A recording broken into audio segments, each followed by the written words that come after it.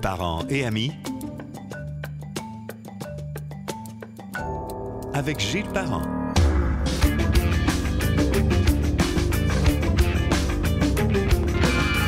Bienvenue sur Parents et amis que l'on peut écouter sur gilesparent.com, sur Spotify, Google Podcast, Balado de Apple et le canal YouTube sous Parents et amis.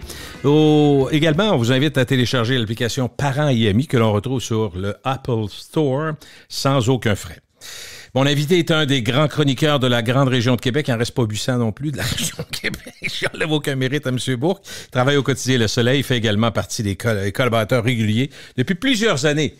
Ça ne nous rajeunit pas. Bonjour François Bourque, comment ça va? Salut Gilles. Ça va bien? Ah oui, ça va bien. Hein? Écoute... je suis content d'apprendre que je suis parmi les grands. Les grands? Il n'y en a pas d'autres. Il y en a des chroniqueurs de Québec. On fait des blagues là, parce qu'on... Pour la radio, on dit la même chose. Pour les médias, on dit la même chose. Mais des gens de Québec qui sont dans les journaux. Il n'y en a pas beaucoup d'autres chroniqueurs. On est quelques-uns. Une au Journal de Québec, une à Radio-Canada. Puis autrement, ça prend d'autres formes. L'opinion prend d'autres formes, mais ça ne s'appelle pas nécessairement... c'est pas nécessairement le métier de chroniqueur. Là. C'est ça. C'est sur les réseaux sociaux, sur d'autres plateformes qu'il y a de l'opinion qui circule. Il y en a à la radio aussi, bien sûr. Est-ce qu'on te demande des fois, question de curiosité, de parler plus du quotidien Le Soleil que du journal Le Soleil? Parce qu'avant, on disait le journal, mais finalement, il est là le samedi. Là. Il y a moins de journaux là, comme tel. Ouais, moi, non, c'est pas vraiment arrivé. Moi, dans ma tête, moi, ça reste encore, je travaille au Journal Le Soleil. Moi, dans ma tête, c'est encore ça. Mais je suis un vieux de la vieille, comme tu l'as délicatement rappelé tout à l'heure. Non, mais moi, je fais des podcasts, puis j'ai l'impression de faire de la radio. Je suis devant un micro, puis je parle. C'est ça que j'ai fait pendant 40 ans. Enfin, je continue à faire pas mal la même affaire. On va commencer par le maire Marchand, parce que on va se le dire, après un an à la tête de la Ville de Québec, on se disait tous, est-ce qu'il va être capable de chausser les chaussures de M. Labaume? Est-ce qu'il va être à la hauteur? Et je te dirais que dans mon entourage, je pars juste avec ça, puis je te laisse aller après.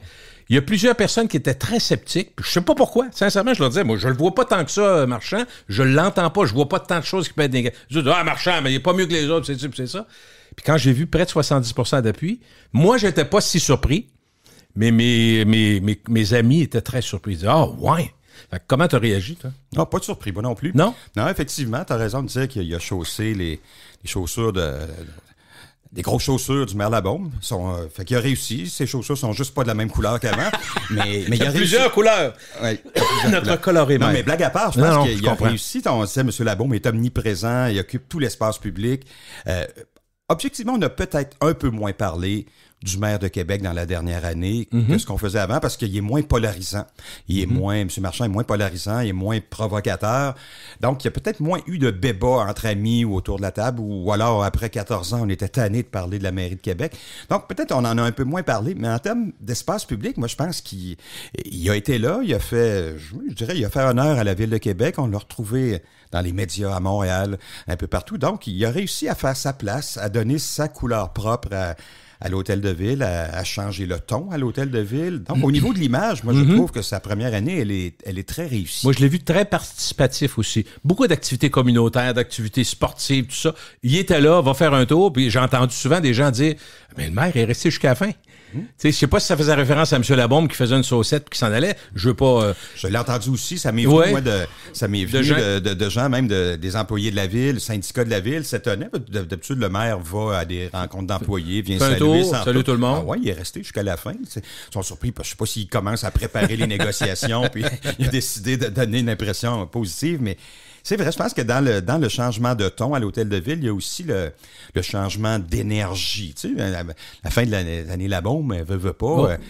Pas la même génération de politiciens, puis il y a peut-être l'usure du temps aussi. Peut-être un mandat de trop, puis je sais pas s'il l'admettrait le maire. Il y avait peut-être pas le même enthousiasme apparent. Ça se peut aussi, hein? Ça se peut. Puis tu sais, quand il est parti, c'était la pandémie, puis tout ça. Peut-être qu'il y avait peut-être moins l'enthousiasme puis l'énergie du départ, alors qu'arrive un nouveau maire qui lui insuffle cette c'est drôle parce que la ville. Quand on voit en fait le résultat du sondage, la satisfaction du public, qui est autour des mêmes, dans les mêmes eaux que M. Labaume, moi je trouve que quand même, M. Labaume, c'était plus un one-man show, c'était plus la personnalité de M. Labaume, puis tout le monde voulait avoir sa cote, tout le monde voulait avoir son petit moment où pas qu'il pogne les nerfs, mais il lève le ton, il dit le mot de trop.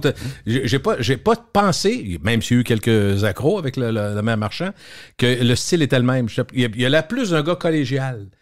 Il a l'air, je sais pas si je le saisis bien, parce que, comme je te dis, je vois pas sa présence aussi dominante dans l'actualité que Labaume l'était.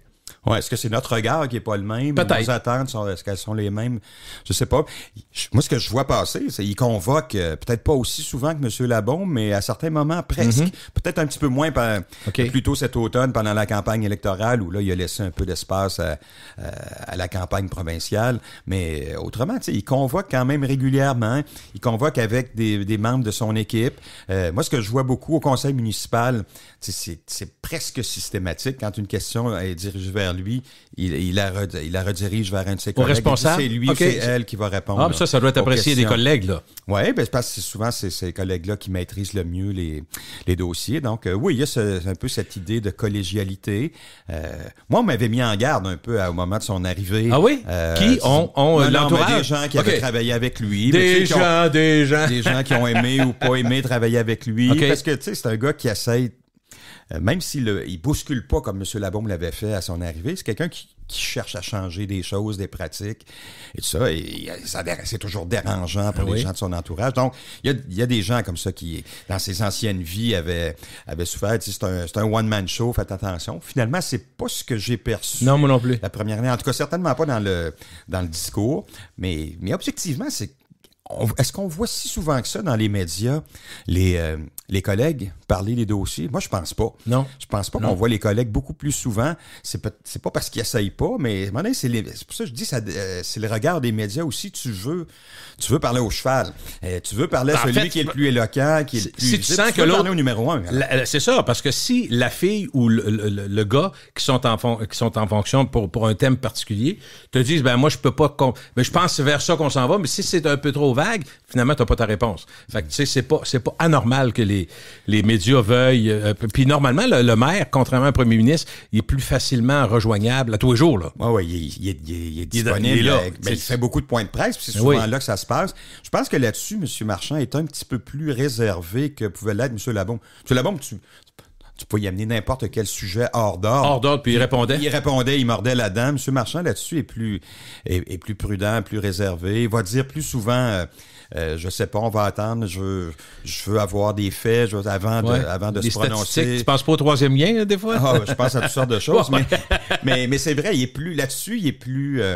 est un petit peu plus sage, je dirais, dans sa façon de répondre à des questions. Parce que c'est pas, moi je le vois pas comme une faiblesse de dire, écoutez, on va attendre les faits, on sait même pas c'est quoi les faits, les études sont pas faites. Fait que parce que sinon, c'est de parler juste pour remplir du temps. Puis arriver probablement à une décision qui va être différente. Ben moi j'aime beaucoup cette approche-là. La réflexion, hein? C'est pas fou. C'est pas fou réfléchir. D'avoir des faits, mais ensuite là tu peux réfléchir une fois que tu as entendu les argumentaires de tout le monde. Moi j'aime ça, cette approche-là. J'essaie de la pratiquer moi-même. De toute évidence, j'ai pas fini la phrase. Est-ce que ça existe un style Marchand en Ville de Québec depuis un an où il a pas vraiment imprimé sa façon de faire? Parce qu'on disait le style Labaume, c'est une évidence. L'exubérance, tu sais, Ben, je pense que moi, tout ce que j'entends de l'intérieur de la machine, c'est qu'il est très à l'écoute. Maintenant, c'est peut-être un peu normal aussi. Quelqu'un qui arrive, connaît pas la chose municipale. Il est pas majoritaire en partant. Il est pas majoritaire, donc il est obligé d'écouter un peu plus l'opposition. Et tu connais pas les dossiers, tu es obligé d'écouter un petit peu plus la machine, les fonctionnaires. Mm-hmm. Et ça, il l'a bien fait, là. Et puis, même chose avec les syndicats. À part là, avec les syndicats des policiers où ça a été plus tendu, pour les autres, à date, ça se passe bien, mais le vrai test va venir avec des négociations. Là. C'est sûr. Mais c'est ça, donc il s'est mis à l'écoute. Je pense qu'il est respectueux du point de vue des autres. Et moi, ce qu'on me dit, c'est que ça met la machine, les fonctionnaires dans la machine, plus en confiance. Et peut-être que c'est pas évident encore à mesurer, mais ça peut inciter à être plus audacieux parfois, à sortir de la boîte, pour reprendre l'expression en anglais. Puis c'est ça, à oser des choses, parce qu'il leur laisse le droit à l'erreur, ou ils sentent qu'ils ont le droit à l'erreur, et ils le répètent souvent. Ça a été bon pour lui aussi. Si on répète la même erreur souvent, là, peut-être qu'il y a des questions qui vont se poser, mais en tout cas, tout ça est peut-être un petit peu différent. Il faut se rappeler que M. Labaume, quand il est entré en scène, dans sa campagne, il avait dit les finances de la ville, ça va tout croche. Puis là, je caricature, mais on va casser les syndicats puis mettre la hache dans les conventions collectives. Ce qu'il a fait. Ça partirait de ça, d'accord? Et puis donc, il a antagonisé un petit peu la fonction publique dès son arrivée. Puis je pense qu'il en est resté des traces jusqu'à la à toute fin de ça. Alors que M. Marchand entre en scène au moment où les finances de la ville sont en ordre. Hein? M. Labaume, parmi ses réussites, il y a celle-là d'avoir laissé une ville en bonne santé financière. M. Marchand, d'entrée de jeu, l'a reconnu. Il le reconnaît, puis il en profite. C'est comme la CAQ qui a profité de ce que les libéraux ont fait, parfois maladroitement ou parfois avec excès, là, mais au final, tu avais un État du Québec qui est en bonne santé financière. Et puis la pandémie qui a donné de l'argent. Ben oui, tu sais, l'argent qu'ils vont redonner, là, c'est annoncé à la fin décembre. Les chèques, non, les deux, au provincial, il y a les chèques qui s'en viennent. Fait que dans le fond, on profite de ça. Ben, on profite. Écoute, je ferai une aparté sur ce qui se passe aux États-Unis. Les Américains qui n'aiment pas Biden disent surtout, regarde ça, comment ça coûte cher l'épicerie, tout ça. Ils mêlent complètement toutes les données. C'est Biden qui fixe les prix. Tout comme c'était la faute de Trump que ça aille bien pendant qu'il était là. Non, mais en même temps, quand tu suis pas ça au pied de la lettre, c'est ça. Puis il y a tellement de démagogie, t'en profites quand ça va bien, fausses qui circulent partout. Complètement. Alors, ceci explique cela. Ouais. Je lisais, M. Bourque. Je lisais, non, je vous lis quand je vous lis, monsieur, oui, absolument. Je lisais que la belle harmonie, entre autres, avec l'opposition, avec les gens autour de lui en politique, M. Marchand, ça s'étiolait un petit peu sans dire que le party est fini. Il y avait, M. Marchand est un peu moins tolérant dans ses échanges. Est-ce que c'est toi qui as écrit ça, mais c'est pas, ça vient pas de toi, là? J'ai écrit ça. Oui, j'ai écrit ça. Mais je pense que c'est pardon. T'as pas dit que c'est un virage à 180, t'as juste dit non, il y a pas tranquillement. Pardon. Il n'y a pas de rapport avec ce qu'on avait vu avant. Il va peut-être falloir faire un arrêt. On n'arrête jamais, nous autres. Moi, je vais te chercher un verre d'eau. On continue alors, ça revient. OK. Oui, on sent qu'il y a des petits signes d'impatience, d'irritabilité chez M. Marchand dans sa façon de répondre aux conseils, notamment. Un petit peu moins tolérant. Mais je vais ajouter quand même 2 ou 3 éléments de contexte à ça. D'abord, c'est vrai que ça s'est bien passé avec l'opposition au début. Je ferai quelques nuances parce que les anciens d'équipe Labaume qui sont dans le parti d'opposition, j'ai en tête quelques conseillères notamment. Moi, j'ai toujours senti que celle-là était plus réticente. Plus réticente, plus mordante envers Labaume, alors que le chef, Claude Villeneuve, chef du principal parti d'opposition, lui a toujours été très... Je le trouve modéré, très cordial, modéré, très réfléchi dans ses interventions. Donc, mais il y avait déjà des nuances quand même. Mm-hmm. C'est sûr que M. Marchand arrive, il est très minoritaire. Puis là, il y a eu quelques conversions qui se sont opérées en cours de route parce que le programme qu'il défend était aussi celui de M. Labaume à plusieurs égards. Donc, il y a eu des transfuges. De sorte que plus le temps passe, moins il a besoin de l'opposition pour fonctionner ou pour faire fonctionner la ville. Donc, ça aussi, c'est un élément de contexte. C'est majeur ce que tu soulignes là. Oui. Et il y en a moins besoin. Alors, il dit, je continue à faire de la politique autrement, parfait, mais on sent là, qu'il y a peut-être moins besoin de l'appui de l'opposition qu'avant. Je dirais qu'il y a un petit moment aussi là, qui est survenu lorsque... Après le transfert d'un des élus, M. Marchand l'a nommé à l'exécutif. Et là, comme le cadre limite le nombre de représentants à l'exécutif, il a dû exclure quelqu'un d'autre de l'exécutif, quelqu'un qui était de l'équipe d'opposition. C'était l'adjoint à l'exécutif. Et ça, je pense que ça a fouetté, puis ça a beaucoup joué dans le niveau des relations. Je pense qu'on a vu le ton qui a changé. Puis l'autre chose aussi, l'autre élément de contexte important, c'est, tu sais, l'opposition, c'est bien beau de dire je fais pas de l'opposition systématique, puis ils font mon programme, donc j'appuie, mais à un moment donné, l'opposition, il faut qu'elle réussisse à se démarquer aussi. Il faut qu'elle réussisse à relever des choses. À faire sa place aussi, puis à se démarquer, à proposer autre chose. On l'a vu, un des thèmes que M. Villeneuve de Québec d'abord a voulu proposer, c'est de dire, moi, je vais me distinguer de Marchand en étant plus mordant envers le gouvernement. On sait à quelle école il est allé. Là, fait que, et là, effectivement, c'est une des choses qu'on a vu évoluer dans le discours de M. Marchand dans l'année. Au début, il était smooth avec le gouvernement. Il y a eu des périodes le printemps dernier où il est devenu plus mordant. Puis ça coïncidait avec le discours de l'opposition qui dit, moi, je voudrais que le maire soit plus mordant. Non, c'est une bonne comme analyse. s'il avait voulu leur couper l'herbe sous le pied en disant, moi aussi, je suis capable d'être mordant vers le gouvernement. Puis là, je pense que quelqu'un a dû y dire au maire, ou il s'en est aperçu que il y a une limite à mordre la main qui te nourrit. Si tu veux... Tu as besoin du gouvernement pour faire fonctionner des projets, les faire avancer. Il y a peut-être intérêt à faire attention parce que la CAQ, moi, ce qu'on me dit, c'est qu'elle a la mémoire longue. En tout cas, il y a des gens à la CAQ qui ont la mémoire longue. Okay. Et si le maire est trop dur envers le gouvernement de la CAQ. Tôt ou tard, il va en payer le prix. En tout cas, c'est ce que beaucoup de gens qui connaissent la politique pressentent. Alors, il est redevenu plus smooth. Par contre, il n'y a pas l'héritage que la Baume avait avec Charest. Tu sais, quand la CAQ est arrivée, la Baume était le meilleur body de Charest parce qu'il a fait le centre Vidéotron, tout ça. Fait qu'il était probablement moins réceptif au départ, alors que M. Marchand n'avait pas tant d'alliances provinciales que ça, je pense. Non, il n'y a pas tant d'alliances. Je pense qu'il est plus d'une... il est très clairement d'une... Il vient de la gauche. Oui. Puis il vient d'une mouvance qui est très nationaliste aussi, je crois. Là-dessus, il ressemble un peu à M. Labaume. M. Labaume était peut-être plus complexe un peu. M. Labaume, il venait à la fois de la gauche et du milieu des affaires. Tu sais, il a réussi à occuper tout cet espace-là. Monsieur Marchand n'avait pas ce passé du côté des affaires, là, plus œuvré dans le les organismes, mais en même temps, il était dans le financement corporatif à Centraide, donc il connaît aussi l'univers des affaires et de l'institutionnel. Mais comme on parlait de M. Marchand, peut-être juste dire quelques mots sur quelques crises qui auraient à mon avis, bien personnel d'observateur, au moins une ou deux auraient pu être évitées. Là. Je trouvais que ça faisait juste de l'orgueil là, dans l'histoire de la rue Maguire, je pense, entre autres. J'ai pas trouvé que ça a été bien géré. C'est une affaire qui aurait pu se régler facilement. Là. Tu trouves que t'as mal réagi, tu le dis tout de suite. Ce qu'on pouvait donner comme qualité à M. Labaume, il s'est trompé souvent, puis il disait, écoutez, je l'ai échappé. Excusez-moi, j'ai complètement échappé hier. Fait que, tu sais, à la rigueur, certains disaient, ben là, arrête de te tromper, puis fais pas d'erreur, puis c'est ça, mais ceux qui admettent pas les erreurs, on n'aime pas non plus. Ouais, dans ce débat-là, cette petite crise-là, qui est... moi, je pense que tout le monde avait raison un peu dans cette crise-là. Sur le fond, quand le maire dit à Québec, les commerces doivent offrir un service en français, je pense que tout le monde va être d'accord avec lui. Oui. Puis les autres, de l'autre côté, disent, donne une chance, il y a une pénurie de main-d'œuvre, le commerçant n'a pas réussi à trouver encore ce qu'il avait fait tous les efforts. C'est sûr que si le maire avait dit, à Québec, ça doit se passer en français, parce qu'on peut pas ouvrir la porte à ça, on veut pas devenir comme Montréal.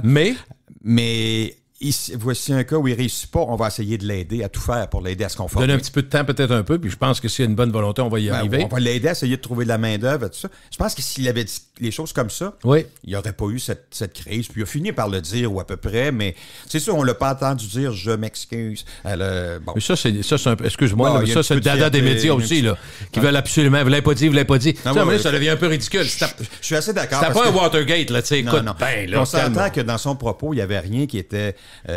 raciste, il n'y avait rien qui était qui était replié sur soi-même pour la Ville de Québec. Au contraire, je pense que c'est un maire qui montre beaucoup d'ouverture à la différence et tout ça. Donc, le problème n'était pas sur le fond. Il aurait pu le dire autrement. Ce qu'il fallait dire, le mot « je m'excuse ». En tout cas, on a compris qu'il va être plus sensible à ça, plus attentif.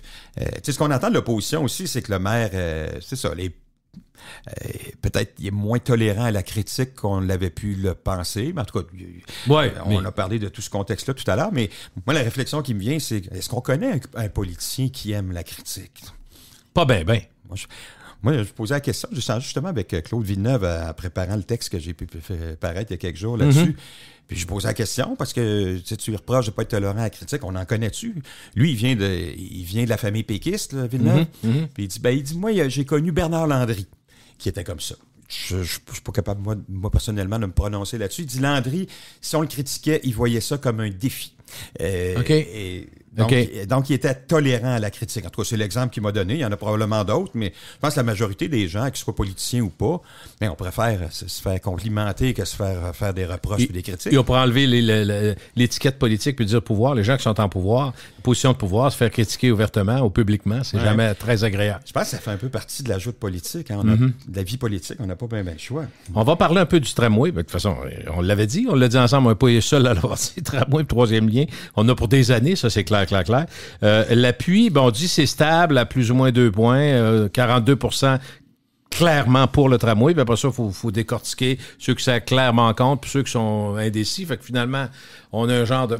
On dit-tu moitié-moitié, c'est ça? On peut-tu dire ça? Je pense que c'est un petit peu en bas de la moitié. Si on veut être honnête avec les chiffres, là, on n'est pas... 46, on n'est mettons... pas moitié-moitié. On est peut-être même... On est peut-être plus à un 42, 43, puis 50 un peu plus. En tout cas, ça se promène autour de ça. Là. On est dans les marges d'erreur des sondages là, quand on dit ça, mais c'est ça. C'est quelque part en 40-45%, je dirais, l'appui au tramway. As-tu fait Moi, je l'avais fait quand j'étais à radio, donc ça fait au moins 5 ans de ça, quand j'étais au FM 93. J'avais fait la recherche sur les projets, puis surtout l'acceptabilité sociale quand les projets de tramway étaient annoncés. Puis je te dis que c'était pas hier mieux, là. Mais il y a des moments... Je suis pas en train de dire que c'est partout pareil, mais je me disais, il y avait comme 3 étapes. La première, c'est beaucoup de scepticisme, beaucoup de râlements, parce que de râleurs parce que ça dérange, puis on n'a pas fini d'être dérangé au Québec, là. On est en pré-travaux, puis depuis un an, on le voit, là, comment c'est compliqué, puis pour les 3-4 prochaines années, ça sera pas mieux. Après ça, 4 à 5 ans après la mise en place, les mains se lèvent, les drapeaux se lèvent en disant, ouais, là, on voudrait en avoir un dans notre coin. Fait que c'est pas partout pareil, mais il y a eu beaucoup de cette courbe-là.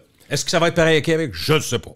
Je sais pas, mais t'as parfaitement raison de le présenter comme ça. Là, Moi, je me souviens pas d'avoir lu qu'une ville regrettait d'avoir implanté un tramway ou un métro ou un mode de transport collectif plus lourd. Honnêtement, je me souviens pas d'avoir lu ça. Ça ne veut pas dire que ça a été parfait partout. Non. À Ottawa, il y a toutes sortes de ratés au démarrage. Mais sur le principe de l'instaurer, là, moi non plus. Mais des critiques, oui. Une ville qui, après, une fois passé l'étape du chantier, évidemment, pendant le chantier, ça dérange. Puis il y a une étape de mise en service je pense, qui est assez délicate. Là. On justement, voit, là. Juste avec des autobus. Quand on a implanté à Québec des autobus à plancher plat ou des minibus écologiques, wow, il y a une période là, où on a l'impression que la quincaillerie suit pas les babines, là, puis qu'on n'est pas... Donc, il y a une période d'ajustement. Mais ça passé, après ça, les gens, habituellement, se mettent à demander une autre ligne, puis une deuxième, puis une troisième, jusqu'à temps que t'atteignes. C'est pas toujours le mode qui convient à tous les quartiers puis à tous les secteurs d'une ville. Je vois qu'un exemple qu'on donne souvent à Québec, c'est celui de Bordeaux, qui a beaucoup inspiré le. Il y en a pas mal d'autres des tramways ailleurs. Là. Il y en a beaucoup ailleurs, mais Bordeaux était un exemple. Comme c'est une ville jumelle, le Québec, on bonne en relation, entend parler davantage. C'est ça. Tu commences par une ligne, puis une autre, puis tu fais ça un peu en étoile, les lignes convergent vers le centre-ville. Puis après ça, tu t'aperçois que ton besoin de déplacement collectif, c'est dans les couronnes, après ça, entre les couronnes, sans nécessairement être obligé de passer par le centre-ville. Et c'est là qu'on s'aperçoit que le tramway a ses limites. Rendu là, tu te dis, OK, on n'a plus le volume, on n'a plus le débit, compte tenu des coûts, c'est pas ça qui est le mode de transport. Donc, ça convient pas à tous les axes. Mais à Québec, on pourrait en imaginer quelques-uns, des axes où un tramway pourrait facilement atteindre le volume qui rendrait ça intéressant. Je parle de la Rive-Sud. Même si c'est pas dans les plans en ce moment, ça l'avait déjà été, Rive-Sud, entre le centre-ville, le Bourgneuf, en allant vers Expo, en passant par Expo-Cité vers le nord, vers Charlebourg, certainement. Là, on va aller à Beauport. On pourrait imaginer vers la couronne nord qui a une ligne aussi éventuellement. Je veux te soumettre quelque chose récemment, dans les derniers jours. J'arrive d'Amsterdam, ça se glisse bien dans une conversation. Et Amsterdam, c'est une ville de 700 000 personnes. Il y a un métro, il y a un tramway. Pas en train de te dire qu'il faut faire ça à Québec. Mais ils ont les deux. Il y a un système... de toute façon, vous savez comment ils ont été novateurs depuis les années 70. Écoute, ça n'a aucun sens, les vélos. Faut le voir pour le croire. Tout le monde a entendu parler des vélos. Mais quand tu arrives là, tu vois un stationnement comme l'ancien Place Charest, 4 étages de haut, rempli de vélos. Ça, c'en est un parmi 15 dans la ville. Tu te dis, voyons donc, on est ailleurs. Puis, bon... Alors, eux autres, transports en commun, puis leur plan, ça, j'ai trouvé ça intéressant. Je me suis informé parce que je trouvais ça intéressant en marge de ce qui s'en vient chez nous. Leur plan de mobilité durable, puis d'installation, puis même de télétravail, date de 2009. Pas 2019, 2009. Précurseur. Quand tu dis précurseur, prennent des chances, se disent on doit faire des changements. Mais le tramway, je l'ai pris. 2 choses que j'ai notées en parlant avec la dame qui était là, qui avait un bon français, parce qu'on comprend qu'il y a beaucoup de gens qui parlent le français aussi. Il y a des Français de France, mais il y a des gens qui parlent le français, c'est la seconde langue pour plusieurs. Il y en a que c'est l'allemand, il y en a que c'est l'italien, dans certains cas. Mais la dame me disait, on a amélioré de façon systématique le tramway quand on a accepté toutes les cartes de crédit. Tu rentres, t'es tellement populaire. Désolé, je pensais que je m'étais mis en mode... non, mais que c'est ça, je vais me mettre en mode avion. En mode avion? Non, il n'y a pas aucun problème. Écoute, un jour, ce sera peut-être un chien qui jappe. On ne sait jamais. Tout peut arriver. Donc, elle m'a dit, quand on parlait du tramway et des autobus, parce qu'évidemment, il y a des autobus, mais je veux juste dire, c'est une ville de 700 000, on est une ville d'à peu près 700 000, c'est sûr que l'environnement autour, parce que c'est très dense, là, l'Europe, l'environnement autour, tu montes à 1,5 million assez rapidement, là. Mais le tramway ne se rend pas là, c'est vraiment plus pour la ville. Mais la femme a dit, quand on a accepté tous les paiements de toutes les façons avec des bornes, ça a changé dans l'autobus et l'autre. Parce que quand tu prends une décision de dernière minute, tu vas entrer, t'as pas ton billet, t'as pas ta carte mensuelle, tout le monde dit fuck it, excuse-moi, là, je l'ai dit comme ça, mais c'est ça pareil, tu le prends pas. Mais tu sors dehors avec ta blonde d'un restaurant, il mouille, tu vois un autobus, tu dis on embarque dedans. Fini, terminé, mais tu payes ta carte, puis c'est fini, ça coûte 3 pièces, 2 pièces, peu importe. J'ai trouvé ça intéressant, j'espère qu'ils vont le faire, parce qu'à Québec, on n'est même pas là encore. On n'est pas là encore, en fait. Ça n'a aucun sens qu'on soit pas là, t'es d'accord, là? Ben, ça a aucun, une carte de crédit. Ça n'a aucun sens qu'on soit pas, aucun sens qu'on soit pas à quelque part. En tout cas, je sais pas si c'est là qu'il faut être, mais ailleurs que c'est là. La carte de crédit peut-être, mais tu sais, intégrer mais je pense que c'est dans les intentions avec le projet de tramway. On veut au moins intégrer la tarification des bus, des vélos, d'accès de vélos et tout ça, puis avec la Rive-Sud, ça fait. Faut que l'application elle est pas mauvaise. Que je fais de. Mais lâche pas. Que je fais du municipal. Non, mais harmoniser les tarifs, que tu puisses que ta carte ou ton droit de passage région complète. Lévis, région, tu sais, c'est sûr qu'il faut aller vers ça. Maintenant, est-ce que c'est la carte de crédit, c'est une autre application? Je sais pas. Écoute, c'est peut-être la chose la plus. Il faut que ça soit facile, on est d'accord. La chose la plus clairement étonnante de ma part, là, mais je trouvais que l'idée, d'une certaine façon, mettons qu'on est en 2022, ce qu'on est, que l'environnement est majeur dans nos préoccupations, que les gaz à effet de serre, c'est devenu invivable, puis on sait très bien qu'il faut agir rapidement. Mettons qu'on veut faire changer les habitudes puis aider les gens à les changer. Je trouvais que l'idée de Éric Duhem de mettre un transport en commun gratuit, qui est jamais gratuit parce qu'on paye pour tout, est pas fou. Dans la même lignée de ce que je viens de dire tantôt. Tu veux prendre l'autobus, t'embarques, puis go. Ouais. Tu sais, regarde l'Université Laval, même si quand on l'a intégré à l'admission, ma blonde est là, puis elle dit, les gens le prennent, là. Je suis d'accord, mais moi, je pense que c'est quelque chose qui arrive après. Oui, ça devient utile. Ça devient utile dans la mesure où il faut d'abord que tu aies le service qui soit pratique, qui passe quand on a besoin, qui soit à l'heure, qui soit fréquent, puis qui t'amène pas trop loin d'où tu veux aller. Ça commence par ça. Puis ensuite, là, on peut discuter comment on peut faciliter l'accès, mais ça commence par une ligne de transport. M. Duhem, il dit gratuité du transport en commun. Je veux bien, mais tu n'auras pas de chiffre avec ça. Si tu n'as pas de service meilleur qu'en ce moment, ça peut pas commencer par ça. Les gens vont pas courir vers les bus si le bus passe pas ou le tramway passe pas. M. Duhem était contre le tramway. Bon, c'était le seul parti qui était contre un mode de transport. Le seul qui était contre le tramway pendant la dernière campagne. Bon, c'est son choix, puis je respecte ça, mais tu n'auras pas de résultat, même si tu le rends gratuit, si tu n'as pas au départ un service. Mais moi, François, je suis encore bien plus cynique dans ma façon de voir ça. Et puis, j'ai rien contre la volonté puis la vraie détermination de ceux qui le font, mais je comprends pas qu'aujourd'hui, en 2022, avec les crédits qui sont accordés, avec l'avancement des pré-travaux depuis un an, qu'il y a encore des gens qui veulent que tout ça arrête, puis qu'on se batte, puis que Québec s'en montre à moi, puis tout ça, à un moment donné, il faut arrêter. Là. On sait que ça va se faire. Oui, à moins que tu me dises, non, ça se peut qu'on arrête tout. Honnêtement, là, moi, je pense que le train est en marche, là. Techniquement, oui, ça peut encore s'arrêter. Et si tu l'arrêtes, tu vas avoir beaucoup d'argent qui va avoir été Comment ça peut s'arrêter quand tu viens d'élire majoritairement un parti pour 4 ans? Qu'est-ce qui va se passer quand on va ouvrir les enveloppes de soumission? Puis ça va coûter plus cher, t'attends quoi, toi? Ben non, je sais pas, j'ai aucune idée, mais puis là, je ne veux pas ameuter personne, j'ai aucune information, j'en ai aucune idée. Mais d'un plan théorique, je me dis, si tu t'aperçois que c'est 10 milliards, t'es-tu encore là? Au lieu de, mettons, 4. Au lieu de 4. On est-tu encore là? Je sais pas. Mais les probabilités d'être à 10, ça se peut pas. Mais je pense que ça va pas arriver comme ça, mais je garde juste une petite prudence à quelque part. Mais moi, autrement, je pense que le train est en marche. Et jamais... pendant la campagne, le gouvernement de M. Legault, qui a été réélu de façon claire, il n'avait jamais été aussi clair que pendant la campagne sur son appui au projet de tramway. Là-dessus, si on recule un an en arrière, ça aurait été invraisemblable que le gouvernement aille là. On sait à quel point il a chipoté sur... Mme Guilbeault avait été très, très, très méfiante. Ah oui, puis d'autres, même M. Julien.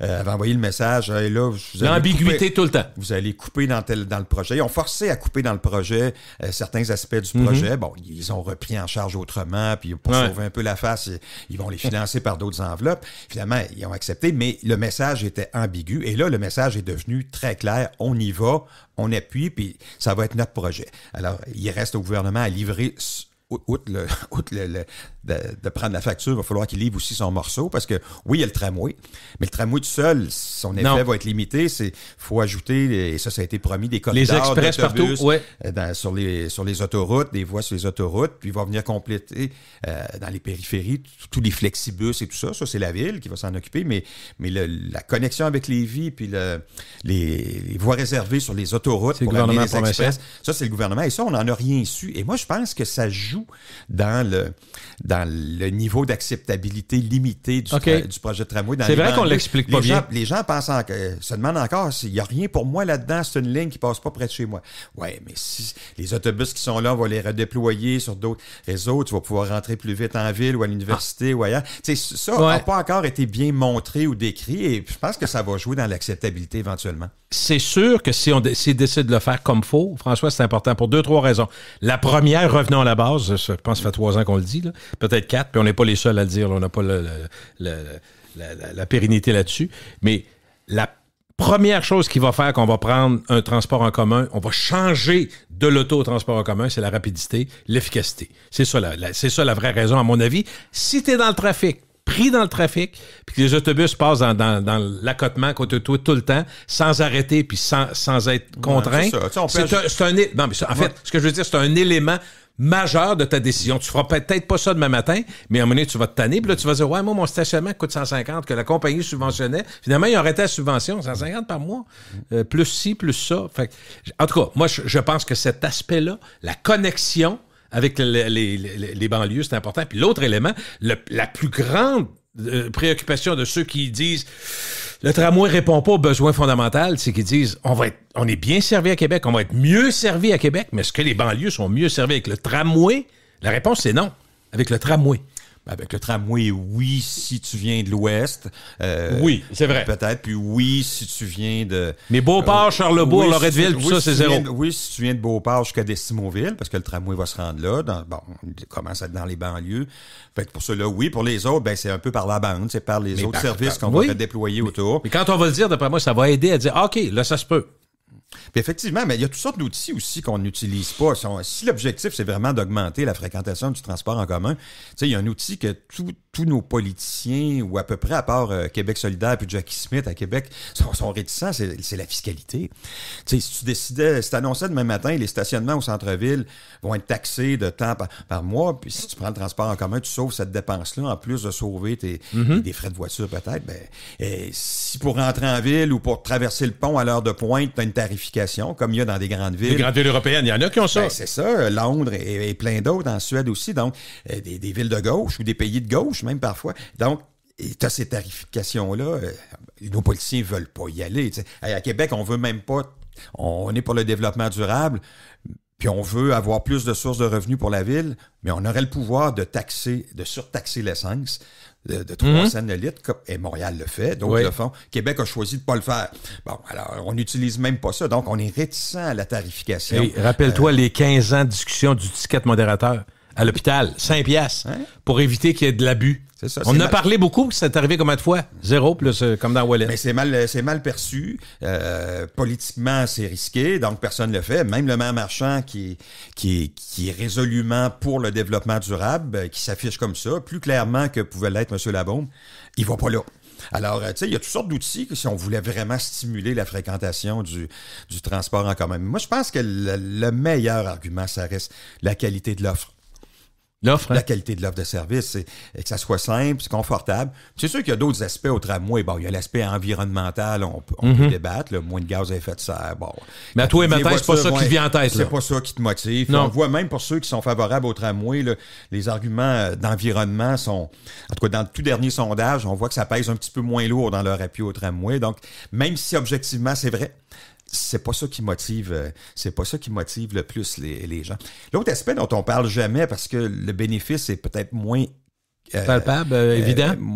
Pourtant, il est évident, mais c'est pas tout le monde encore là qui va en profiter. C'est partout dans le corridor du tramway.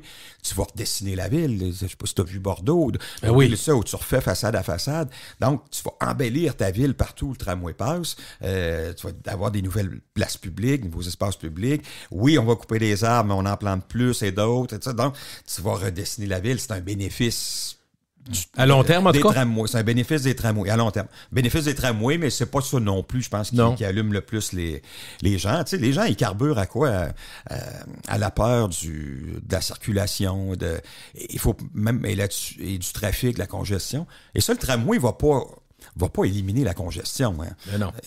On sait. Par contre, il va te donner une possibilité peut-être de passer plus vite. Je vais dire aux gens, si vous êtes découragés, dites-vous qu'il y a pire. Puis pas dans la pire ville du monde, la ville de Paris. Madame Hidalgo, elle s'est fait haïr pas pire quand elle a décidé que c'est le virage, là, un vrai de vrai, vers l'élimination de voies d'auto. Quand vous passez, entre autres, sur Rivoli, devant le musée du Louvre, tout le long pour se rendre à la place de la Concorde, il y avait 3 voies de chaque côté pour l'auto. Aujourd'hui, il y a une voie d'un côté, une voie de l'autre, 2 sur 6. Les 4 autres, c'est des vélos et des vélos. Et alors? Est-ce que ça a été... c'était pas une catastrophe. Est-ce que Paris cesse d'être une ville intéressante? Non, je pense que... Mais c'est un exemple frappant. C'est quand même une rue majeure. Le Louvre, on est d'accord. Mais t'as tellement raison pour ça, Gilles. Et puis, on peut multiplier les exemples dans le monde. New York. C'est même chose. Il y a Times Square qui est à peu près le lieu le plus connu. Il y a moins de voies de circulation, moins d'espace auto qu'il y en avait avant. Et puis, j'entends pas que New York tourne au ralenti ou qu'une ville est en difficulté économique. L'adaptation. Donnons-nous plus que 2 semaines pour s'adapter. Oui. Mais un des exemples les plus spectaculaires, puis je le rappelle souvent dans mes textes, je l'ai fait encore récemment, je me souviens plus dans quel contexte. Un des exemples, moi, je trouve intéressant, c'est Séoul, en Corée. Il y a une autoroute qui traversait le centre-ville nord-sud, autoroute aérienne en partie, et qui était arrivée au bout de sa vie utile. Donc, il fallait faire des travaux qui allaient prendre au moins 3 ans pour remettre ça à niveau. Et là, le débat s'est engagé. Puis les gens qui se sont mis à dire, est-ce qu'on en a vraiment besoin de cette autoroute-là? Pourtant, je pense que c'est 170 000 véhicules par jour. C'est même McSween qui était leur représentant. En avez-vous besoin? Ouais. Non, mais le débat s'est allumé. Et le maire de Séoul a dit, OK.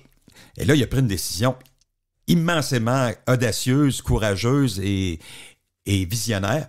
On démantèle l'autoroute. Les pics. Merci, bonsoir. On démantèle l'autoroute, mais pas juste ça.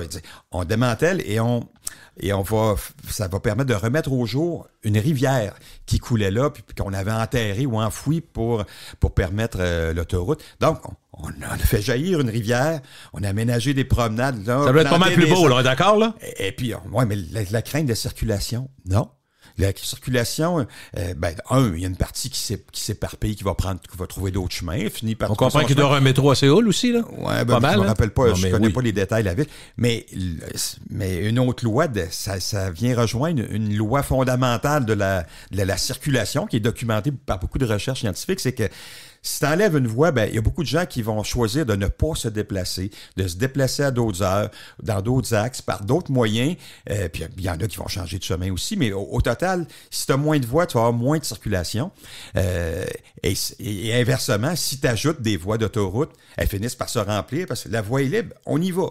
Alors, mais quand c'est compliqué d'aller à quelque part parce que c'est jamais, il n'y a plus de route, ça, tu t'arranges pour pas y aller ou pas y aller à l'heure c'est congestionné ou y aller autrement, ou faire du télétravail ou faire d'autres choses. Donc, et ça va nous servir à Québec aussi parce que sur René Lévesque, juste à côté ici, la rue partagée, c'est ça qui va arriver.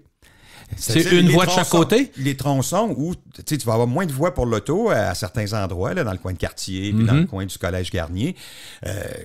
Il y a des gens qui ont craint ça va être la catastrophe. Non, mais non, moi je pense que les gens vont ou bien trouver un autre chemin ou trouver une autre façon de se déplacer. Ça va peut-être l'élément déclencheur pour dire OK, passe plus direct sur René Lévesque.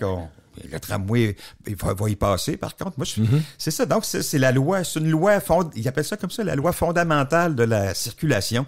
T'ajoutes des voies, t'ajoutes du trafic, t'en enlèves des voies, t'enlèves du trafic. Et la perception aussi, comme tu dis, le changement, surtout dans du circonstanciel, comme prenons les travaux de 3 ans au tunnel Hippolyte Lafontaine, on en a parlé beaucoup à Montréal, mais on attendait une catastrophe. TVA était là avec les 9 hélicoptères, finalement. Il s'est pas passé grand-chose. Pourquoi? Les gens sont adaptés. Tu vas me dire, c'est temporaire, je le sais. Mais la catastrophe annoncée, qui, pour l'instant, n'est pas arrivée. Il y a des gens qui ont dit, on va faire autrement. Les bureaux ont dit, vous pouvez rester chez vous un peu. Vous pouvez passer, tu sais. Mais l'effet pervers de ça, c'est les premiers jours, nous autres, c'était pas, OK, c'est pas la catastrophe annoncée, donc... Je vais y aller. Donc, je peux y aller. Fait que là, ce que tu avais sauvé, tu l'as... oui, c'est sûr. Tu finis on peut pas le prendre comme exemple permanent. Non, mais c'est un bel exemple. On a vécu le même sur le pont La Porte. Pareil. L'autre été. Des travaux au mois de juin, bon, c'est ça, on a choisi la période de l'année où c'était moins congestionné.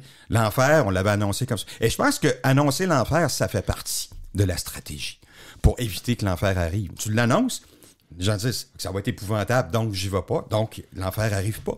T'sais, ça fait partie, je pense, de la stratégie. Dans la nature humaine, ton médecin dit « J'ai trouvé de quoi, j'aime pas ça, on va faire un examen. » Tu penses à quoi? Tu te vois mort, là. Parce que ça doit être un cancer, c'est sûr, il veut pas me le dire, puis c'est plus ça. Finalement, on te met ça au pire, puis là, tu te rends compte, écoute, c'est pas si pire. Ouais, c'est ça. Mais dans ce cas-ci, je pense que c'est le fait de mettre ça au pire qui fait en sorte que le pire n'arrive pas. Parce que tu as le pire... tellement peur d'être pris dans le trafic, tu dis, OK, je vais m'organiser autrement, mais ça montre la grande capacité d'adaptation des gens. Oui. Au-delà des discours, parce que souvent, le premier réflexe, c'est de... Comment tu disais ça tout à l'heure? Râler? Bon, râler, oui. Bon. T'arrives-tu d'Europe? Oui, je suis allé en Europe cet été, puis ça râle dans ta barouette. Des râleurs. OK, je veux changer de sujet, je reste dans le même, on reste dans la région de Québec. Je voulais avoir ta première réaction quand tu as su qu'il y a eu quand même des changements de ministère de monsieur, puis c'était de monsieur Legault. C'était la question, qu'est-ce qu'on va faire avec monsieur Drainville? On n'avait pas de doute qu'il serait ministre.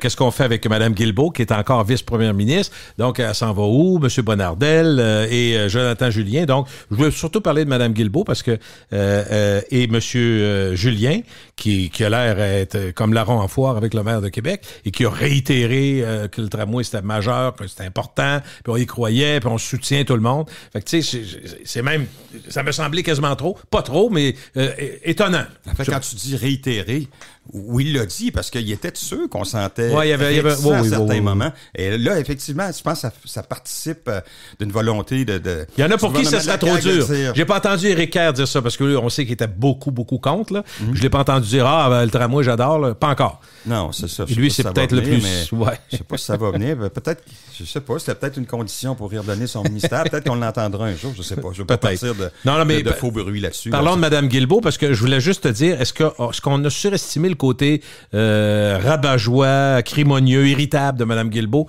parce qu'on l'a dépeinte comme étant une femme qui était très dure. Puis je sais pas si c'est vrai, je la connais pas assez, là. Ben, honnêtement, je la connais pas assez, moi non plus. Parfait. Ce que je sais, c'est que à un moment donné, dans son ministère aussi, il y a eu des critiques sur sa façon de mener les choses. Donc, ça n'avait rien à voir avec la Ville de Québec. Je pense qu'il y a une partie de ça qui tient à sa personnalité. Je pense qu'il y a une partie de ce qui a été perçu de Mme Guilbeault qui tient aussi à la position qui était ambiguë de son gouvernement. Puis c'est pas juste elle personnellement. Je pense qu'elle était aussi... Comme était un peu la porte-parole du caucus régional, ben elle véhiculait aussi l'opinion des Éric Kerr et autres du caucus qui, eux, étaient pas favorables au projet. Fait que bref, avec M. Labaume, ça a fait des flamèches, on le sait, puis je pense encore plus au moment du départ de M. Labaume et depuis, parce que M. Labaume se gêne pas pour la critiquer. Fait que je pense qu'avec Mme Guilbeault, c'était sans doute pas, je suis certain qu'elle était pas aussi mauvaise que l'image qui a été lancée, mais tu sais, c'est pas juste le maire, là, c'est M. Villeneuve qui disait, est-ce que c'est la pire ministre de la capitale qu'on a jamais eu? Bon, tu sais, c'est de la politique, on peut débattre là-dessus. Il y en a eu d'autres. Moi, je pense qu'il pourrait lui contester ce titre-là, mais si jamais elle le met, si jamais on veut faire ça, mais en même temps, François, si on regarde, il y a eu un tournant majeur dans le tramway, majeur, pas juste pour le financement. Quand le premier ministre a dit, c'est assez, on y va, go. Là, j'ai senti que, et Julien et les autres, c'était vaugueule.com en québécois, comprenez-vous? Depuis ce temps-là, ça a changé. Ouais, c'est ce moment-là, on peut mettre une date dessus. C'était le printemps dernier, quand il y avait ce débat, justement, sur ce dont on parlait il y a une seconde, sur les projets de rues réservées, de rues partagées, c'est-à-dire au centre entre autres René Lévesque, tout ça. Puis là, il y a des gens qui disent ça va être épouvantable, le trafic. Le 3 pouces de haut, on va scraper nos chars, on peut plus traverser, il n'y a plus rien. Ça va jamais au pont aussi. Puis à un moment donné, tu t'aperçois que, ben non, de toute façon, René Lévesque, il se déverse sur Grande Allée. Fait que le trafic au pont, il va pas être différent d'avant. Tu sais, quand tu te mets à raisonner. Mais là-dessus, on sentait qu'il y avait une hésitation. Et monsieur Marchand a mené la bataille là-dessus, c'est la prérogative des villes, de décider de la façon dont on aménage notre territoire. Et ça a coïncidé avec un congrès de l'UMQ, le premier de monsieur Marchand. Et là, il y a eu, et je pense pas que lui-même l'avait mesuré. Ça devait être inespéré. Un appui unanime des maires de toutes les grandes villes du Québec. On sait qu'il y a eu un changement de garde aussi dans les grandes villes du Québec. Beaucoup de femmes, jeunes, plus préoccupées de développement durable. Puis ils ont emboîté le pas rapidement avec vas-y, mon Bruno. Monsieur Marchand. Et là, je pense qu'il y a eu un moment où, OK, le gouvernement s'est aperçu, je peux pas me mettre toutes les villes à dos, je m'en vais en élection. Bref. Et là, je pense qu'on a senti que le gouvernement a dit correct d'abord, faites-le. Et je pense que ça a coïncidé avec le moment où la réflexion a dû avancer au gouvernement de la CAQ. A dit, OK, là, on y va. Puis, Est-ce qu'on va espérer, ou est-ce qu'on va voir inévitablement le premier ministre se mêler du tramway, parce que c'est un gros dossier à Québec? Parce qu'il est capable. Il le fait pas constamment, M. Legault, mais il peut aller au-dessus de l'épaule de Mme Guilbeault et dire non, là-dessus, on y va, là, ou je sais pas. Ben là, moi, peut-être pas publiquement, là, je sais pas. Non, mais moi, je pense il l'a fait publiquement. En tout cas, dans le cas du tramway, je pense que son intervention, M. Legault, a été déterminante pour dire c'est assez, on y va. Pour moi, c'est un point tournant. Je pense qu'il se mêlera pas des détails. C'est ce qu'il faisait, ou peut-être pas ouvertement, mais je pense qu'on se mêlera plus des détails. On va laisser la ville piloter son projet. On passe ça à gauche, à droite, et on le coupe-tu, cet arbre-là, ou on le coupe pas? Je pense qu'ils iront plus dans les détails. Son intervention va être de dire, moi, je pense que le prochain moment déterminant, ça va être quand on va ouvrir les enveloppes de soumission. C'est quand ça? 2023? Ça va être dans le courant de 2023. Là, ça va se faire en 2 temps. Il y a d'abord le matériel roulant. On ne sait même pas encore s'il y a 1 ou 2 soumissionnaires pour le matériel roulant. On sait qu'il n'y en aura pas 15, en tout cas? C'est 1 ou 2. C'est pas compliqué. Et puis là, il y a ensuite, il y avait toute l'ingénierie. Ça, on peut espérer qu'il y ait 2 soumissionnaires, 2 consortiums. Là. Mais quand on va ouvrir les enveloppes, là, je pense que ça va prendre une intervention, un message clair du PM, dire OK, c'est plus cher, mais on y va. On garde le cap. Y a-tu le choix avec tout ce qu'il a fait à Montréal depuis 20 ans? Ben, moi, je pense que s'il est cohérent avec lui-même et avec le discours qu'il tient, là, ou qu'il a commencé à tenir plus clairement, moi, je pense qu'il va y aller pareil. Et je pense qu'il va y aller, mais encore là, moi, je le disais tout à l'heure, si on s'aperçoit que c'est 2 fois plus ou 2 fois et demi plus cher, est-ce qu'on y va encore? Je sais pas. Mais en tout cas, à ce moment-là, je pense que son rôle va être décisif.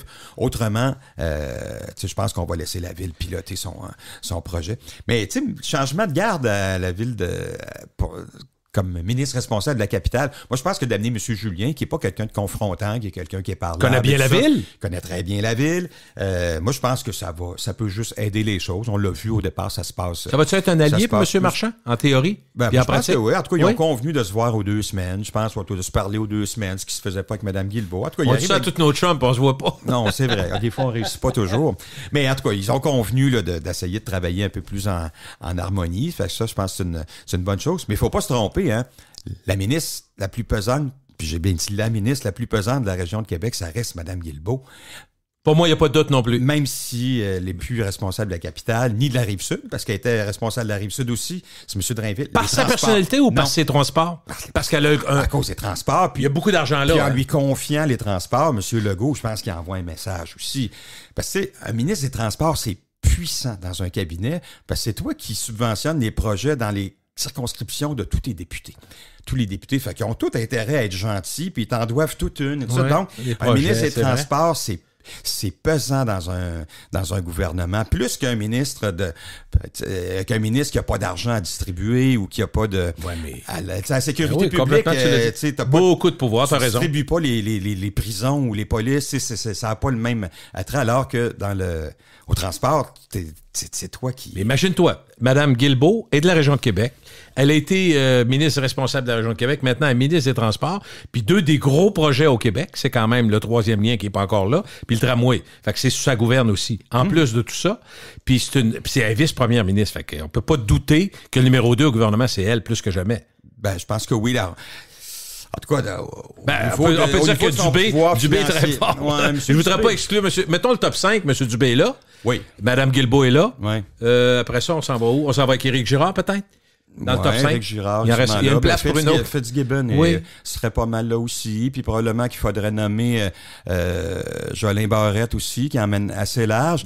Et là, je trouve vraiment impressionnant, moi, personnellement. Ouais. Et puis, il fallait voir aussi à Tout le monde en parle, il y a quelques semaines, Mme Guilbeault, assise à côté de Bernard Drainville. Ah oui. Je dis, Mme Guilbeault, elle s'écrasait. C'est Drainville qui répondait aux questions. Le nouveau venu qui arrive à peine et à la CAQ et au gouvernement. Mais très à l'aise avec les médias, par exemple. Faut lui donner ça. J'enlève pas de mérite, là. Non, c'est pas ça, une tarte, là. Mais quelqu'un qui a une grande gueule, ça se peut-tu qui pèse plus lourd que quelqu'un qui surtout est réservé ou discret? Ouais. C'est pour ça que je dis, il y a un top 5, Par contre, 6, si j'ai entendu Mme Guilbeault s'accrocher les bottines puis s'enfarger dans ce qu'elle dit, elle est plus réservée peut-être, mais je trouve qu'elle est très solide quand elle parle. Mais c'est vrai qu'elle est beaucoup moins flamboyante que M. Drainville. Moins chaleureuse, moins enflammée. Il y a tout ça. Chacun a sa personnalité, puis on la changera pas. Non. Mme Guilbeault est capable de s'exprimer clairement. C'est une fille qui arrive des coms. Elle s'est fait un nom en étant aux communications de la sécurité publique pendant le drame de Lac-Mégantic. C'est comme ça qu'on l'a connue, puis qu'on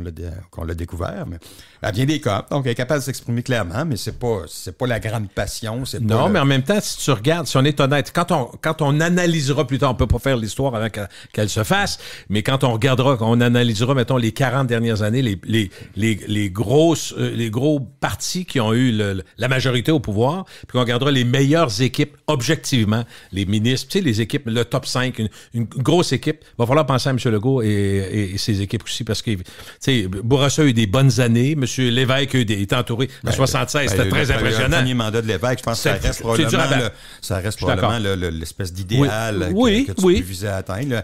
C'est mais M. Dubé, intellectuel, mais compétent, avec moi, j'ai parlé beaucoup avec des gens qui sont du milieu de la santé. Évidemment, tu peux pas, avec autant d'employés, autant de budget, puis autant de possibilités de se plaindre du système de la santé, c'est impossible de faire l'unanimité.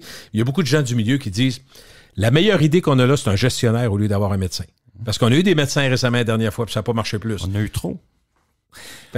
Enfin, quelqu'un qui est là pour gérer, parce que c'est de la gestion, c'est tellement gros. On n'a pas idée. Moi, je regarde juste l'Enfant Jésus, puis je me dis, c'est donc bien gros. Puis là, le CHUM à Montréal, puis tout. Fait que ça, c'est 2 hôpitaux, tu vas me dire, mais quand tu rajoutes toutes les régions, tout ça. Mais je trouve qu'il y a quelque chose de symbolique dans ce que tu dis, parce que oui, méga hôpitaux, alors qu'il y a de la recherche scientifique qui montrait avant que la décision se prenne pour l'autre. C'est peut-être pas ça la meilleure façon d'organiser des services de santé. C'est sûr que pour certains, que pour des médecins, ça permet de regrouper des équipements, des services, des facilités, mais c'est pas nécessairement le meilleur modèle pour tout le monde. On a choisi ça. Mais François, penses-tu pas que ça annonce... Tu sais, en fait, mettons que tu es à Sept-Îles et tu as quelque chose de particulier à te faire opérer, ils vont dire faut aller à Québec. Faut aller à Montréal si t'es dans l'Ouest, faut aller à Québec. Fait que dans le fond, moi, je pense que c'est une façon de... Je dis pas que c'est... Moi, je pense que la raison derrière des méga hôpitaux de même, c'est de dire on va centraliser les meilleurs médecins pour des spécialités, puis tous les gens ailleurs, il va falloir qu'ils s'en viennent là. Bon, non, c'est sûr, tu regroupes des spécialistes. Parce que tu peux pas avoir des hôpitaux spécialisés à Saint-Jean-Port-Joli, là. Tu peux pas. C'est ça. Mais tu sais, ça te fait un hôpital où tu as peut-être 1 kilomètre à marcher entre la porte d'entrée, si tu rentres par la mauvaise porte. Le tramway, peut-être? Une voie de tramway dans l'hôpital? On va prendre une autre ligne à l'intérieur de l'Enfant Jésus. Non, j'avoue que ça peut... Il faut qu'on parle parce qu'on a touché un peu de l'environnement et des changements climatiques. De ce que je comprends, même à la Ville de Québec, quand tu lis, c'est plus ton dada... Je suis pas en train de dire que tu regardes pas la politique provinciale et fédérale, pas du tout, mais au municipal, quand tu lis quand tu vas sur le site de la Ville de Québec, l'environnement, partout, ça va guider les décisions. Au provincial, M. Legault, il dit on va être le parti qui va marquer... en même temps, c'est un discours qui est mondial, surtout des pays industrialisés, parce qu'il y a d'autres pays qui n'ont même pas les moyens d'avoir le minimum, fait qu'ils pensent un peu moins à ça. On peut les comprendre. Mais donc, les actions municipales, gouvernementales, provinciales, fédérales, moi, je serais porté à dire, que tu disais, je te voyageais un petit peu cet été, je serais porté à dire, juste par des choses visuellement notables, quand je suis allé à Paris, j'étais avec mon fils cet été, un voyage qu'on s'était promis de faire, j'ai dit, on va s'arrêter un petit peu, on va être obligé de prendre une petite bière dans une brasserie française avec les chaises tournées vers la rue, que j'aime beaucoup. Et j'ai dit, si ça ne dérange pas pour les 15 prochaines minutes, on va noter ensemble les autobus qui passent, OK? Puis essaie de trouver un autobus qui est à l'essence. On n'a pas trouvé un autobus, en fait. Donc, c'est hybride ou électrique. L'ensemble, Paris, tu vas me dire, bon, c'est pas la seule ville comme ça. Mais moi, je me disais, Québec, Hydro-Québec, le Québec, que t'es même pas 5% des autobus scolaires qui sont électriques. Alors, c'est pas arrivé hier, l'électricité, là, dans la motorisation. Puis, même chose dans les autobus. Là, on commence à penser à des autobus 100% électriques pour le transport encore. Moi, je trouve qu'on est en retard. C'est ça que je veux dire. Je veux pas critiquer pour critiquer, mais quand je regarde ailleurs, je regarde à Amsterdam, c'est pareil. Tous les autobus sont électriques. Je me dis, non, nous autres, l'électricité, Christy, c'est pas du charbon, c'est pas du... Tu comprends ici? Je trouve qu'il y a un moment, puis là, je sais pas à qui je lançais la pierre. Je lance la pierre à personne. Je me dis juste pas... J'espérerais qu'on soit rendu plus loin. C'est vrai qu'on n'est pas, quand on se compare à beaucoup de villes européennes, on n'est pas en avance. C'est le contraire, on est en retard. Puis même, d'autres égards, tu te compares à Montréal, exemple. Des fois, à Québec, on n'aime pas ça, se comparer à Montréal, mais tu sais, il y a des fois, on aurait intérêt à le faire. Tu sais, Montréal est plus avancé que Québec en termes de mobilité durable. Ben oui. Beaucoup plus. Beaucoup plus. On va dire, le climat n'est pas le même, le relief n'est pas le même, il n'y a pas les mêmes côtés. Pas la même population, mais... Mais c'est ça. Montréal est une des villes les plus avancées en Amérique du Nord en termes de ratio de gens qui se déplacent en transport en commun par rapport à l'auto. Je pense avec New York, puis je me demande là où tu San Francisco. Mais c'est important que tu le soulignes parce qu'on voit moins ça. Oui, c'est vrai. Mais c'est vrai, Montréal est beaucoup plus avancé, évidemment. Son métro, le REM éventuellement, des SRB qui s'en viennent. Puis dans les voies de vélo, tu sais, on a construit au centre-ville, ça a fait débat, à certains moments, ça continue. Mais tu sais, des voies de vélo utilitaires, ben oui. Mais c'est ça. Et on voit que Québec s'en va vers ça. Bon, le tramway, mais des voies de vélo utilitaires, pas juste des pistes cyclables récréatives. Donc, on a beaucoup de rattrapage à faire. Puis l'électrification des transports, je pense que c'est un des grands projets aussi de M. Legault. Il faut lui donner ça. Ça veut dire qu'on retourne encore à Mme Guilbeault. C'est elle qui mène le ministère des Transports. Elle a 4 ans devant elle, presque 4 ans, pour faire un virage. Puis le virage ne peut pas se faire dans 30 ans. Là. Non. Puis là, il doit s'effectuer. Puis c'est ça. Puis il y a des prix à payer aussi. Tu sais, je pense qu'il faut faire des liens entre des choses aussi. On a fait le débat sur la qualité de l'air, le nickel, plutôt cet été. Mais je pense que c'est un métal qui sert dans la fabrication des piles qui vont pour les autobus électriques. Fait que tu sais, si on veut développer des transports plus électriques... Le lithium, c'est pas parfait, c'est ça qu'on dit. C'est ça, faut qu'on se donne les moyens de le faire, les outils technologiques et techniques de le faire. Alors, mais tu sais, il va falloir aussi que le discours suive, que les actions suivent le discours. Le discours. Tu sais, parce que le discours public, là, il est vert. Tout le monde veut être vert, tout le monde veut être un modèle vert. La Ville, le gouvernement du Québec, le gouvernement fédéral. Le gouvernement du Québec a posé un geste, a déposé une politique d'aménagement et d'architecture au printemps qui a été saluée par tous les groupes vers, en guillemets, progressistes là, de la société québécoise. Ils avaient participé, ils ont été entendus en amont de cette politique-là. Et ce que ça donne, puis je ne veux pas la résumer ou la caricaturer trop, mais on veut lutter contre l'étalement urbain, notamment. Donc, développement plus durable, pas d'étalement urbain. Et là, la politique du gouvernement qui a été adoptée par le Conseil des ministres, la CAQ, dit ça. En ce moment.